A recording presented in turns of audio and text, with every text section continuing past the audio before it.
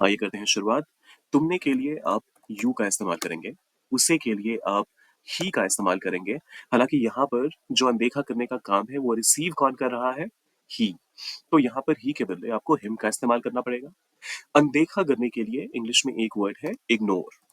आप ये ध्यान रखिएगा कि जब कभी भी आप इग्नोर की बात करें, तो अनदेखा करना इस इन दोनों वर्ड्स को मिलाकर जो फ्रेज बना, उसके लिए इंग्लिश में एक ही वर्ड है जो कि इग्नोर है। तो अनदेखा को अलग और किया को अलग ट्रांसलेट मत कीजिएगा, आपका सेंटेंस गड़बड़ हो जाएगा, फिर गलती हो जाएगी।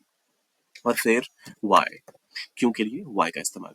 ये ऑब्वियसली सेंटेंस का सही स्ट्रक्चर नहीं है, सेंटेंस आपका ऐसे नहीं होना चाहिए। तो आइए समझते हैं कि इसका सही पैटर्न क्या होगा। सबसे पहले तो ये बताइए मुझे कि आप सब लोगों ने ज़रूर नोटिस कर लिया होगा कि ये सेंटेंस पास्ट में है। मतलब जो अनदेखा करने का काम है, जो इग्नोर करने का काम है, वो पास्ट में हो चुका है। तो जो सबसे पहली बात है, इसका हम एक पॉजिटिव फॉर्म बनाएँगे और फिलहाल के लिए हम व्हाई को भूल जाएँगे। तो यू हिम इग्नोर्ड, ये तो कहीं से भी सही नहीं लग रहा। तो हम इसको बनाएँगे यू इग्नोर्ड हिम, मतलब तुमने उसे अनदेखा किया। लेकिन यहाँ पर ये पॉजिटिव फॉर्म का एक सेंटेंस बन गया और जबकि हमारा सवाल है एक इंटरोगेटिव फॉर्म का। तो इसको इंटरोगेटिव फॉर्म में चेंज करने के लिए हमें सबसे पहले ढूंढना पड़ेगा कि क्या यहाँ पर कोई हेल्पिंग वर्ब है हमारे पास, जिसका आंसर है कि नहीं। आप जब देखते हैं तो सब्जेक्ट आपका आता है यू और फिर आता है आपका मेन वर्ब इग्नोर।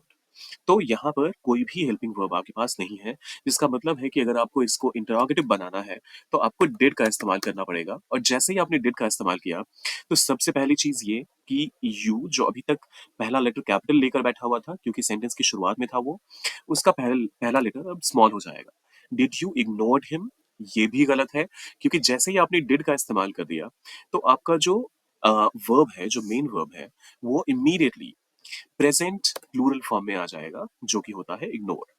तो did you ignore him would be the right question. लेकिन इसका मतलब निकल कर आता है क्या तुमने उसे इग्नोर किया, क्या तुमने उसे अनदेखा किया। तो ये ऑब्वियसली सही मीनिंग तो नहीं है। अब यहाँ पर जिस वाई को हमने छोड़ दिया था, अब उस वाई को हम शुरुआत में ले आएंगे। डिड का डी जो कैपिटल था उसको करेंगे स्मॉल।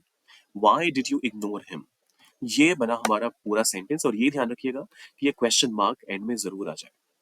और एक और बात जिसमें अक्सर लोग गलती करते हैं, जब कभी भी आप किसी भी पंक्चुएशन मार्क की बात करते हैं तो स्पेस उसके पहले नहीं आता है, उसके बाद में आता है। तो इग्नोर हिम के ठीक बाद, अब अगर नोटिस करेंगे, हिम का जो एम है उसके ठीक बाद क्वेश्चन मार्क आ गया है। तो आपको भी पंक्चुएशन हमेशा ऐसे ही इस्तेमाल करना है। तो फाइनल सेंटेंस हमारा बना why did you ignore him question mark. बिना किसी फालतू बकवास के इंग्लिश सीखने के लिए चैनल को सब्सक्राइब करना ना भूलें।